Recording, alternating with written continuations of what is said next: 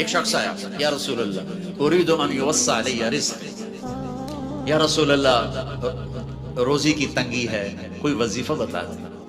تو میرے نبی بڑے بڑے وظیفے نہیں بتاتے تھے، بات کے بزرگوں کی طرح اتنے ہزار دفعہ یہ پڑھو تو نہیں ویلا بیٹھا رہنا۔ یا رسول اللہ روٹی کی تنگی ہے، کوئی وظیفہ بتا دے۔ سنو اللہ کی قسم، میرے نبی کی بات ہے، میری نہیں ہے، اور تجربے سے کرو گے تو کچھ بھی نہیں ہوگا، یقین سے کرو گے تو تمہیں اللہ دکھا دے گا۔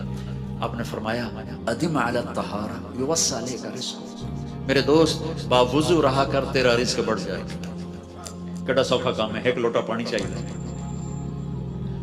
اور مزے کی بتاؤں، جب باوضو رہو گے تو نماز بھی نہیں چھوٹے گی۔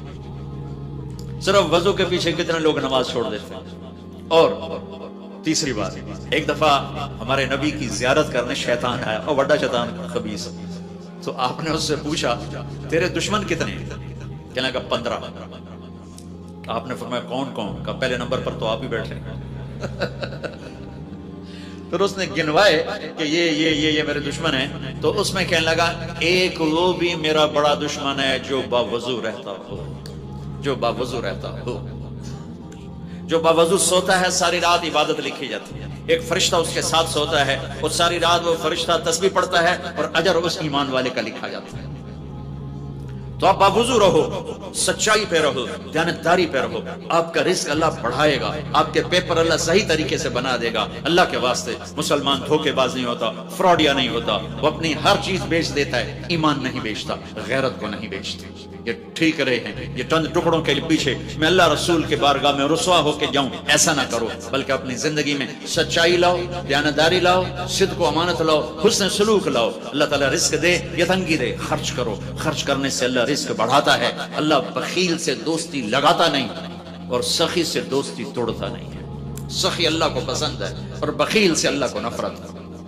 تو میرے عزیزو، یہ ایک صرف حدیث پہ آپ عمل کر لیں۔ فرائض، نماز، روزہ، حج، زکوٰۃ و فرض ہیں، فرض میں تو کوئی چھٹی نہیں، کوئی گنجائش نہیں۔ اس کے بعد میں صرف ایک حدیث بیان کر کے جا رہا ہوں، یہ ایک حدیث کے اندر سارا دین ہے۔ جیسے ایک بیج میں پورا درخت ہوتا ہے، ایک بیج میں پورا باغ ہوتا ہے، اس ایک حدیث میں میں نے سارا دین آپ کو بیان کر دیا ہے کہ سارے دین کا خلاصہ 2 لفظ ہیں، سچائی اور امانت، اور سارے کفر کا خلاصہ 2 لفظ ہیں، جھوٹ اور دھوکہ، جھوٹ اور فراڈ۔ مسلمان نہ جھوٹ بولتا ہے نہ فراڈ کرتا ہے، وہ سچا ہوتا ہے، وہ دیانتدار ہوتا ہے۔ میرے نبی کی سب سے پہلی جو صفتیں ہائی لائٹ ہوئی، جو کافروں نے کہا، صادق امین، صادق امین، صادق امین۔ نہ گورنمنٹ سے فراڈ کرو، نہ پیپر نمبر 2 بناؤ، نہ یہاں کی لڑکیوں کو استعمال کرو اپنے پیپر کے لیے۔ اللہ کے واسطے سچائی کا دامن نہ چھوڑو، یہاں کی عزت بھی پاؤ گے اور آخرت میں عزت بھی پاؤ گے۔ یہاں اگر ہم نے اس طرح جھوٹے موٹے فراڈ سے کچھ بنا بھی لیا تو کب تلک ہے؟ کیا موت پیچھے نہیں کھڑی؟ کیا اسرائیل پیچھے نہیں آ رہا؟ کیا قبر کی مٹی نہیں ہے؟ یا قبر کا کھڈا نہیں ہے؟ یا تو ان چیزوں کا انکار کریں،